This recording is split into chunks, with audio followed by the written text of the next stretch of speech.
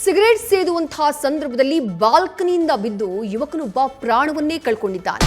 ಬೆಂಗಳೂರಿನ ಕೆಆರ್ಪುರಂನ ಕೊಡಿಗೆಹಳ್ಳಿಯಲ್ಲಿ ನಡೆದಿರುವಂತಹ ಘಟನೆ ಇದು. ಮೂವರು ಸ್ನೇಹಿತರ ಜೊತೆ ಪಾರ್ಟಿಯನ್ನ ಮಾಡಿದ್ದ ದೀಪಾಂಶು ಶರ್ಮಾ, ಸ್ನೇಹಿತರು ಮನೆಯಲ್ಲಿ ಪಾರ್ಟಿಯನ್ನ ಮಾಡಿದ್ದ ದೀಪಾಂಶು ಶರ್ಮಾ ಎಲ್ಲ ಸ್ನೇಹಿತರು ಕೂಡ ಜೊತೆಯಲ್ಲಿದ್ದು ಪಾರ್ಟಿಯಲ್ಲಿ ಕಂಠಪೂರ್ತಿ ಕುಡಿದು ಗಾಂಜಾ ಸೇವನೆ ಕೂಡ ಮಾಡಿದ್ದ ಅನ್ನುವಂತಹ ಮಾಹಿತಿ ಇದೆ. ಇದೇ ಸಂದರ್ಭದಲ್ಲಿ 33ನೇ ಮಹಡಿಯ ಬಾಲ್ಕನಿಯಿಂದ ಬಿದ್ದು ದೀಪಾಂಶು ಶರ್ಮಾ ಪ್ರಾಣವನ್ನ ಕಳ್ಕೊಂಡಿದ್ದಾನೆ.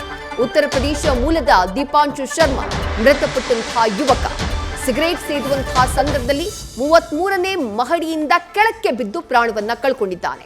ಮತ್ತಷ್ಟು ಡೀಟೇಲ್ಸ್ ನಮ್ಮ ಪ್ರತಿನಿಧಿ ಸಂದೇಶ್ ನೀಡ್ತಾ ಹೋಗ್ತಾರೆ. ಸಂದೇಶ, ಯಾವಾಗ ಆಗಿರುವಂತಹ ಘಟನೆ ಇದು, ಜೊತೆಗೆ ಘಟನೆಗೆ ಸಂಬಂಧಪಟ್ಟ ಹಾಗೆ ಜೊತೆಗಿದ್ದಂತಹ ಸ್ನೇಹಿತರು ಏನ್ ಮಾಹಿತಿಯನ್ನ ನೀಡಿದ್ದಾರೆ?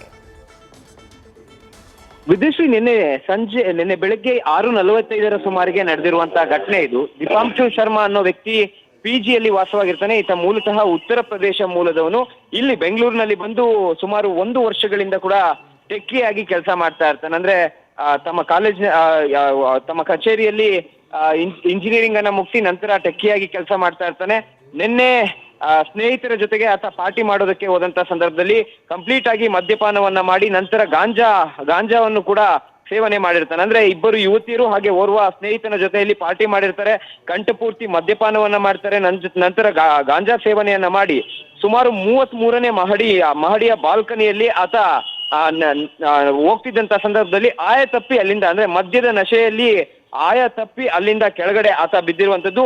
ಬಿದ್ದ ಬಳಿಕ ಆತನ ಮಾಹಿತಿಯನ್ನ ಕಲೆ ಹಾಕುವಂತ ಕೆಲಸವನ್ನ ಕೆಆರ್ಪುರಂ ಪೊಲೀಸರು ಕೂಡ ಮಾಡ್ತಾ ಇದ್ರೆ, ಮತ್ತೊಂದು ಕಡೆ ಆತ ಪಿಜಿಯಲ್ಲಿ ವಾಸವಾಗಿದ್ದ. ನಿನ್ನೆ ಪಾರ್ಟಿ ಮಾಡೋದಕ್ಕಾಗಿ ಆತನ ಸ್ನೇಹಿತನ ಮನೆಗೆ ಬಂದಿದ್ದ ಅನ್ನೋ ಮಾಹಿತಿಗಳು ಕೂಡ ಲಭ್ಯವಾಗಿದೆ. ಈಗ ಸದ್ಯ ಮದ್ಯದ ನಶೆಯಲ್ಲಿ ಈ ಒಂದು ಅವಘಡ ಸಂಭವಿಸಿದೆ ಅನ್ನೋ ಮಾಹಿತಿ ಲಭ್ಯವಾಗಿರೋದ್ರಿಂದ ಈಗ ಸದ್ಯ ಪೊಲೀಸರು ಕೂಡ ಒಂದು ಕಡೆ ತನಿಖೆಯನ್ನ ಮುಂದುವರಿಸಿದ್ರೆ, ಮತ್ತೊಂದು ಕಡೆ ಅಪಾರ್ಟ್ಮೆಂಟ್ ಏನಿದೆ ಅಂದ್ರೆ ಕೆಆರ್ಪುರಂನ ಅಯ್ಯಪ್ಪ ನಗರದಲ್ಲಿರುವಂತ ಪಶ್ಮಿನಾ ಅಪಾರ್ಟ್ಮೆಂಟ್ ನ ಕಂಪ್ಲೀಟ್ ಆಗಿ ಈಗಾಗಲೇ ಪರಿಶೀಲನೆ ನಡೆಸಿ ಅಲ್ಲೂ ಕೂಡ ಮಾಜರ್ ಮಾಡುವಂತ ಕೆಲಸವನ್ನ ಕೂಡ ಮಾಡಿದ್ದಾರೆ. ಜೊತೆಗೆ ಸ್ನೇಹಿತರ ವಿಚಾರಣೆ ಕೂಡ ಈಗಾಗಲೇ ಆಗಿದೆ. ಅಂದ್ರೆ ಅವ್ರ ಸ್ನೇಹಿತರು ಹೇಳುವಂತ ಸಂದರ್ಭದಲ್ಲಿ ಅವರು ಕಂಪ್ಲೀಟ್ ಆಗಿ ಮದ್ಯಪಾನವನ್ನ ಮಾಡಿದ್ರು. ಅದಾದ ಬಳಿಕ ಅಲ್ಲಿ ಬಾಲ್ಕನಿಯಲ್ಲಿ ನಿಂತಿದ್ದಂತ ಸಂದರ್ಭದಲ್ಲಿ ಆಯತಪ್ಪಿ ಆತ ಕೆಳಗಡೆ ಬಿದ್ದ ಅಂತ ಈಗ ಹೇಳಿಕೆಯನ್ನ ಕೊಟ್ಟಿದ್ದಾರೆ. ಆದ್ರೂ ಕೂಡ ಪೊಲೀಸರು ಈಗ UDR ಕೇಸನ್ನ ದಾಖಲು ಮಾಡಿಕೊಂಡು ಅದರ ಆಧಾರದ ಮೇಲೆ ಬೇರೆ ಬೇರೆ ಆಂಗಲ್ ನಲ್ಲೂ ಕೂಡ ತನಿಖೆಯನ್ನ ಮುಂದುವರಿಸಿದ್ದಾರೆ. ವಿದೇಶಿ, ಥ್ಯಾಂಕ್ ಯು ಸಂದೇಶ್ ತಮ್ಮೆಲ್ಲ ಡೀಟೇಲ್ಸ್ಗೆ.